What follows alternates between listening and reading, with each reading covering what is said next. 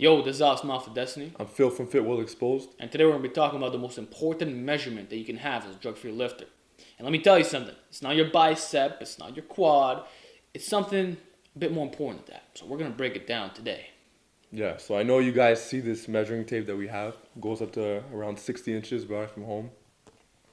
And the other day, I was just thinking, I found it and I was thinking, like, what's the most important measurement? What's the measurement that's going to give you the most bang for your buck as far as your size, whether drug-free or even on enhanced?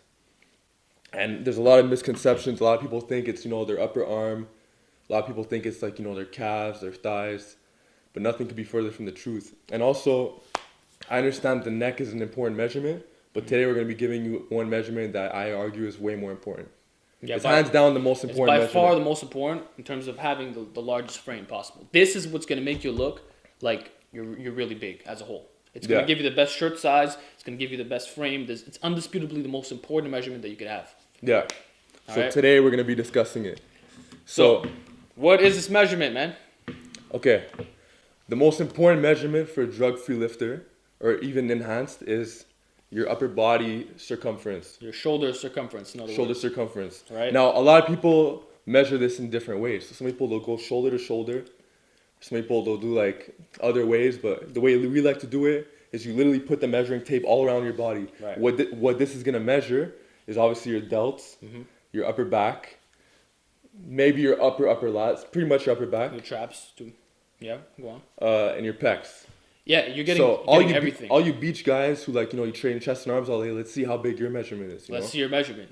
And it's like, this is a really important measurement for looking big. This is what's going to stretch out your shirt the most.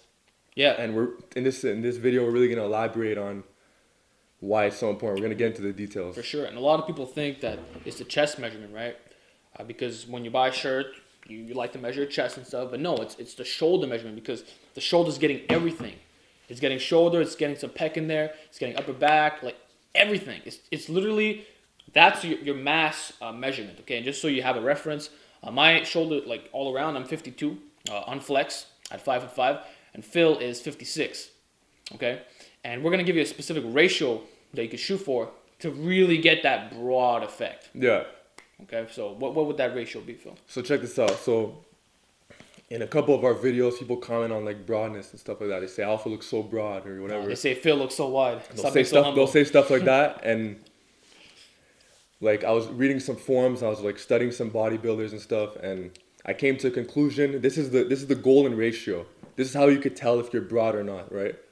Like max out. Keep in mind, these are elite stats. These are elite stats. They're up there. But you could get them drug free. Yes, you could. You're only broad if you take your waist size. And if your waist, so take the number of inches of your waist, right? If your upper body circumference is 20 inches above that, then you're broad. Yeah, like take me for example. The waist is 35-ish, but I'm 56 up top. Yeah, so you passed the ratio. So I'm basically 21 above. Yeah. You're what? I'm actually below, man. I'm not there yet. You're below, but keep in mind that he doesn't waist. have the extra. He's not like 20% yet. He doesn't have the. I don't have the extra cushion yet. I'm 52 up here, but around 32 and a half waist, 32 and a half, 33. So I'm close, but not like Phil. So yeah, and keep in mind, like, we were debating on this, before we even posted the video, and he was arguing about the height. But I think regardless of height, you could get it. Yeah, but I do think I'll express this point for viewers, for sure. That if you're shorter, it's harder to get this ratio. Because already, if you're like 5'5" or below, it's hard to get 50-inch shoulders without drugs. Like, it's fucking hard to do. People think it's easy, but it's not, okay? And then you have to factor in the fact that you can't afford to have a super blocky waist if you're short. Like, if you're 6 feet and you have a 34-inch waist, it's going to look a lot more tight than a guy who's 5'5" with a 34. So it changes things a little bit. It's hard to get that ratio. So I'm going to say if you're average height or above, it's probably going to be a bit easier for you to get it. Just my opinion, though. Yeah, but keep in mind, if you look at Alpha, you said you're what, 52? 52, yeah. He's 52, and your waist is what? Like 32 and a half, 33. So if it's 32 and a half, you're basically almost there. I'm almost there. Fuck, I'm almost there. So it's like, come on, like, you could get there. Yeah, but I have to be a bit leaner, though. That's the only problem. Like, I can't be bear mode, maybe. Maybe I could. I don't know. He argues that you need to be leaner, but I argue, like, if you up the body fat a bit, your waist is gonna get a bit bigger, but your delts, your upper back, that's it. It's and your debatable. pecs. So it's like, it's a debatable point. Like, let's elaborate on this further, right? So I'm 52. Let's say I bulk up 20% body fat. So I'm 200 pounds. My delts are maybe going to be like 54. or something. But my waist is going to increase as well. So course. it's like your body fat goes up, Yeah. but your strength is also going to go up. Your Yes. strength is Yeah, going of to go course. up. Your muscles are going to be bigger. Of course, For certain, yeah. especially for the chest, like when you're benching and stuff. the chest, upper back, everything.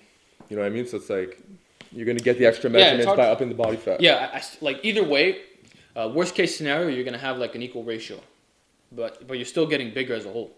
Mm-hmm. Like 52 and 32 and a half is pretty much the same ratio as say 54 and 34 and a half inch waist, but you're actually broader with the 54 on top. You understand? Mm-hmm. So yeah, I would say the body fat is most important. Yeah, it's important. Yeah. I also want to talk about like look, the illusions. We talk about illusion strategies all the time, you know. Yeah. But and like people in the comments of his videos say, oh, if I train my neck, it's gonna make me look more narrow. Like what you have to understand is that at the end of the day, your measurement is your measurement. Exactly. You know? So let's say you get a 20-inch neck or whatever, but you have my golden ratio of like, you know, the 20 inches above your waist. Like no one's gonna say you look like narrow. At No that one's gonna point. say it's impossible Because the measurement is there. You have the 20-inch measurement. Yeah, The I difference totally between the agree with two. you, man. A lot of people they always say that bullshit, like training neck and traps make you narrow, but look at the tape. This doesn't lie.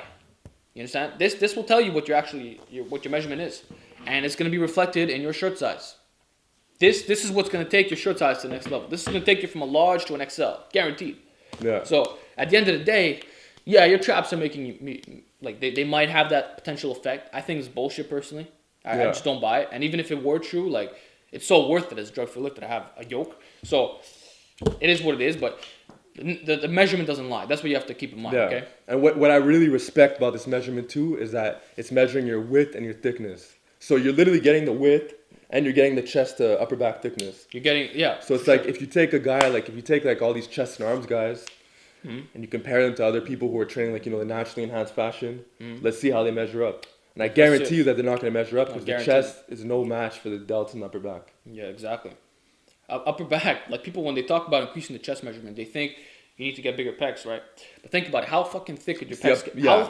Think about it. How thick is are you really, your pecs going to come out to here? That's it. Not really, but with the upper back, it could be done.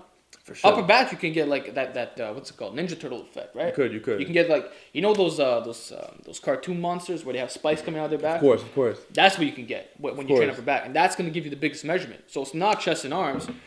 That's going to give you... And chest and arms will not make your shirt size improve that much. It's going to make you snug around the arm area. Okay, it's going to make you snug like up here. But it's not going to give you the biggest shirt size possible. It really won't. And the proof is in the pudding. Like, Phil does not have the best chest and arms, but he's yoked out of his fucking mind. He wears like a 2XL, I believe. But now he wears... Yeah, and now I put it... I brought it down. Yeah, you brought it down because it's more snug and it shows off your muscles. Yeah, but that like to elaborate on that, the reason why I was wearing that shirt size in the first place was because whenever I'd wear a shirt, even if it was 2X, it would be tight around the armpit area. Right. But it would be loose around the arm area. That's the problem, yeah. But it would be tight around the neck it. area and loose around the waist. I understand. So it's like... Yeah, like if I try wearing super big shirts, it'll droop down like past my balls because I'm 5'5". But it's still gonna be tight. It's gonna be tight around all my upper back and shit. But the fact that it's loose in other areas doesn't look as good.